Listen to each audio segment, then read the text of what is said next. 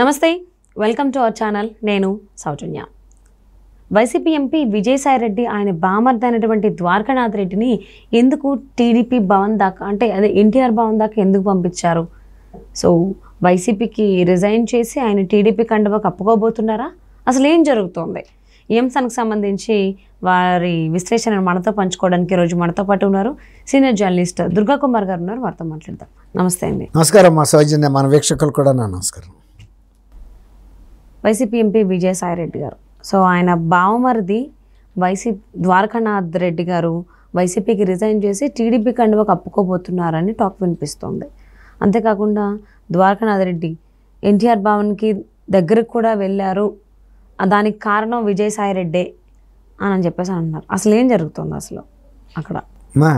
ఇప్పుడు కాలాలు మారినట్టే ఎలక్షన్లు వచ్చినప్పుడల్లా రాజకీయ నాయకులు వాళ్ళకు అనుకూలమైన పార్టీలు మారుతూ ఉంటారు. రాజకీయ పార్టీలు మారటం అనేది ఇది కొత్త అంశం ఏం కాదు. ఏ రాజకీయ నాయకుడైనా తనకు స్వప్రయోజనం ఎక్కడ నెరవేరుతుంది అనుకుంటే ఆ పార్టీకి వెళ్తారు. ఏ పార్టీకి విజయ అవకాశాలు ఉన్నాయంటే ఆ పార్టీకి వెళ్తారు. ఏ పార్టీ ఓటమి పాలయ్యే అవకాశం ఉందంటే ఆ పార్టీని వీడిపోతారు. మునిగే నౌకలో ఎవరు ప్రయాణం చేయలేరు కదమ్మా. వేరే దానికి ఆల్టర్నేటివ్ ఎంత చిన్నదైనా లేకపోతే వేరేదైనా వెళ్ళిపోతారు. తర్వాత ఏ పార్టీని ఉద్ధరించడానికి ఎవరు పుట్టలేదు. గాంధీ గారిలాగా స్వతంత్ర సమరం నేను పెట్టా కాబట్టి తెచ్చారాక నేనే పోరాడతానని.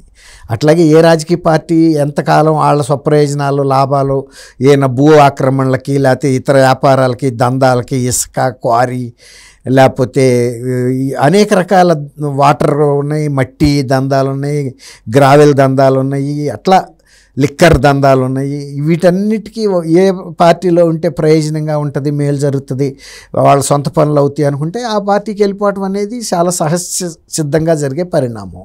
ఇప్పుడు జగన్మోహన్ రెడ్డి గారు ఆయన్ని హెచ్చరించాడని కూడా చెబుతున్నారు. విజయసాయిరెడ్డిని ఏంటి నువ్వు ఈ పార్టీలో మీ బామ్మర్దిని పంపిస్తున్నావా అని. అప్పుడు వాళ్ళ నాన్నగారు కాంగ్రెస్ పార్టీలో ఉన్నప్పుడు చీఫ్ మినిస్టర్గా ఉన్నప్పుడే కదా ఆయన అకస్మాత్తుగా దురదృష్టవశాత్తు చనిపోతే ఈయన సొంత కుంపటే పెట్టుకున్నాడు కదా వైఎస్ఆర్సీపీ అని. కాంగ్రెస్ పార్టీ పేరును కూడా పెట్టుకున్నాడు కదా.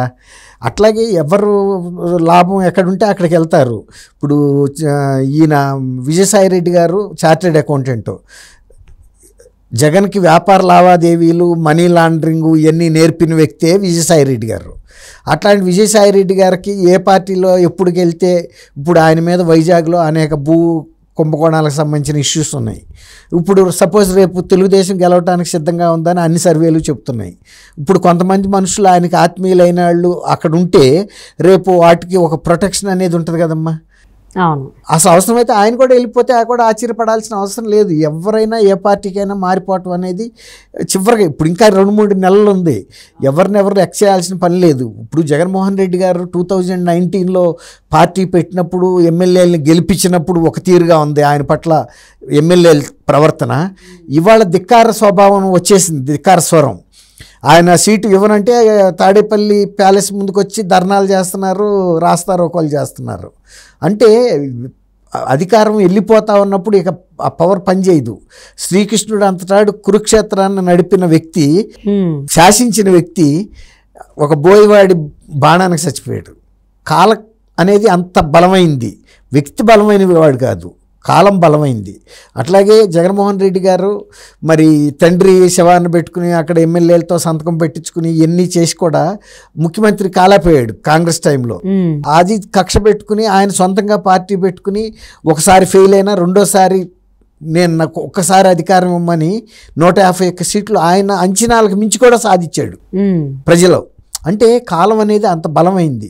అదే వ్యక్తి ఇవాళ ఎమ్మెల్యేలని బతిమాలుకునే పరిస్థితికి వచ్చింది. 80 మందిని తీసేస్తున్నాడు. ఆయన ఏరి కోరి 19లో ఎలక్షన్లో టికెట్లు ఇచ్చిన వాళ్ళని ఇవాళ నిర్ద్వందంగా మినిస్టర్లుగా ఉన్న సీనియర్లు అయినా సరే తీసి పక్కన పెడుతున్నాడు. అవునా కదా? గోరంట్ల మాధవ్ని ఆ రోజు పోలీస్ ఆఫీసర్గా రిజైన్ చేయించి ఎంపీ సీట్ ఇచ్చిన మనిషిని ఇవాళ నీకు ఎంపీ సీట్ లేదు పొమ్మన్నాడు. ఎన్ని కాలక్రమంలో జరిగే మార్పులు. ఎవరు దేనికి శాశ్వతం కాదు, ఏ పార్టీకి శాశ్వతం కాదు.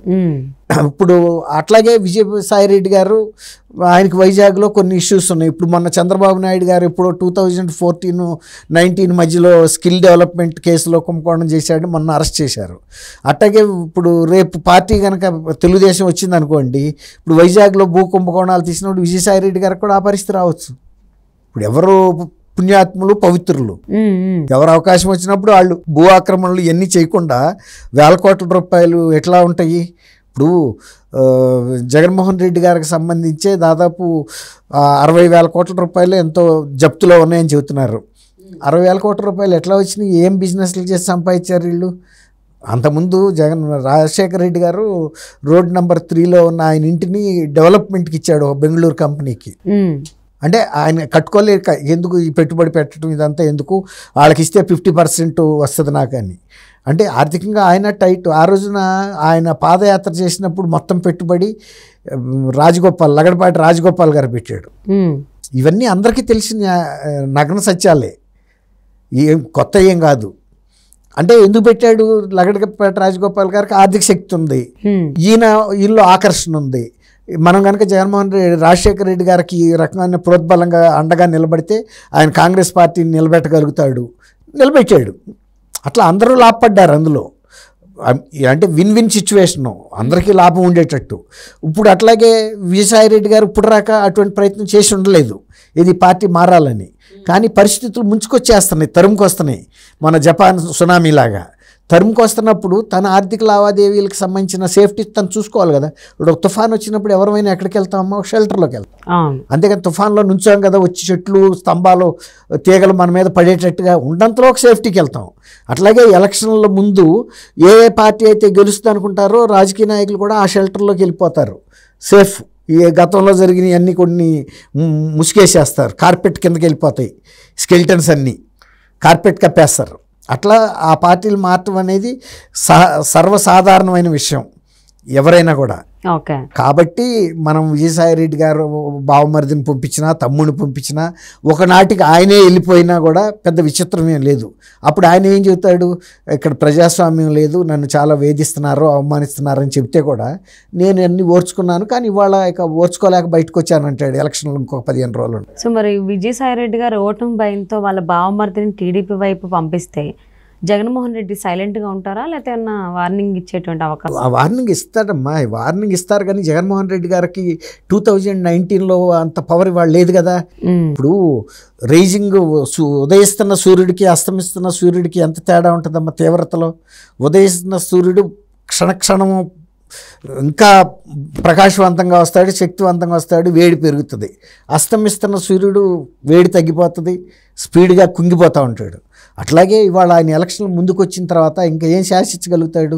ఇప్పుడు ఆయన సొంత తల్లి చెల్లి ఆయన్ని అధికార పీఠం మీద కూర్చోపెట్టడానికి అహర్నిశం పోరాడి సాధించారు ఆయన కోసం.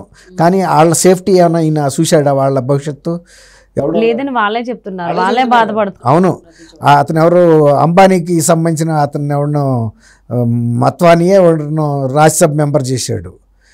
అట్లా సొంత కుటుంబంలో ఇవ్వలా. అట్లాగే ఇప్పుడు ఆయన కోప్పడితే మాత్రం ఆగుతాడా? ఎప్పటికైనా విజయసాయిరెడ్డి గారే కావచ్చు, ఎవరైనా కావచ్చు, ఎవరి సేఫ్టీ వాళ్ళు చూసుకుంటారు. సో విజయసాయిరెడ్డి ప్రమేయం లేకుండా అయితే వాళ్ళ బావమరిది ద్వారకానాథ్ రెడ్డి ఎన్టీఆర్ భవన్ దాకా వెళ్ళరు కదా అనేది అందరూ అంటున్నటువంటి విషయం. సో మరి ఈయన కూడా వెళ్తారా బావమరితో పాటు, లేకపోతే ఈయన ఇక్కడే ఉంటారా వైఎస్ఆర్సీపీలో? చూద్దామండి. రెండోది ఇంకోటి ఏంటంటే, ఇప్పుడు రాక వెళ్ళని వ్యక్తి అన్ని ఇండికేషన్స్ పార్టీలోనే ఇంత సంక్షోభం వస్తే ఈ పార్టీ ఓటమి వైపు వెళ్తుందని అర్థం చేసుకోలేనంత అమాయకుడు కాదు కదా విజయసాయిరెడ్డి గారు. ఉంది కాబట్టి ఆ అనుభవం ప్రకారమే ముందడుగులు వేస్తున్నారు విజయసాయిరెడ్డి గారు. సో ఇంకా ఇటువైపు అడుగులు వేస్తారు రాబోయే రోజుల్లో, చూద్దామండి. Thank you so much for spending your valuable time with us, Durga Kumar గారు.